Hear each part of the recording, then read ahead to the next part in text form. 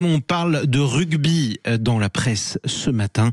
Qualification donc du Stade Toulousain pour la finale du top 14. Et oui, la dépêche du Midi titre ce matin le Stade en finale. Du côté de Midi Libre, on titre Toulouse efface Bayonne, mais pas les doutes. Et enfin, en une de l'équipe, Toulouse, la force presque tranquille. Alors ce soir, place à la deuxième demi-finale qui opposera Toulon à l'Union Bordeaux-Bègles. Et le match à distance est déjà lancé à travers les médias régionaux. Var Matin et Sud-Ouest arborent fièrement les couleurs de leurs clubs respectifs.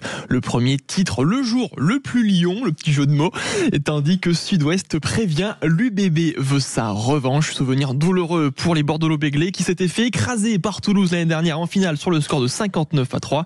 Alors qui rejoindra le Stade Toulousain en finale, Toulon ou Bordeaux? Réponse ce soir à 21h sur Sud Radio, la radio du rugby. Évidemment, on y revient dans un instant. Pourquoi vous risquez de vous noyer les jours de canicule? Tiens, vous me l'apprenez, hein, Théo Ampillac. Et c'est le Parisien aujourd'hui en France d'ailleurs qui nous alerte ce matin à ce sujet et qui nous rappelle que ça peut concerner tout le monde. Oui, il n'y a pas de profil type, nous explique le médecin Colomel Norbert Berginia. On peut très bien avoir des bébés, des enfants de moins de 6 ans qui échappent à la surveillance des adultes, des 15-26 ans qui se noient dans un contexte festif, ou encore des 50 ans, des plus de 50 ans qui se restiment leur force parfois après des repas bien arrosés. Le Parisien le rappelle, les noyades ont lieu partout, mer, piscines privées, lacs, fleuves, etc. Aucun plan d'eau n'est épargné. La principale cause, ce sont les hydrocutions. Santé publique France le répète avant chaque été, ne plongez pas dans l'eau juste après avoir mangé, cela peut vous être fatal. Petit rappel chiffré, l'an dernier, 1244 noyades ont nécessité un passage aux urgences. Oui, effectivement, et c'est souvent dramatique. On parle enfin de ce qui va nous amener à notre question du jour, Théo. La justice des mineurs. Gérald Darmanin qui contre-attaque après la censure partielle du Conseil constitutionnel sur la loi Attal.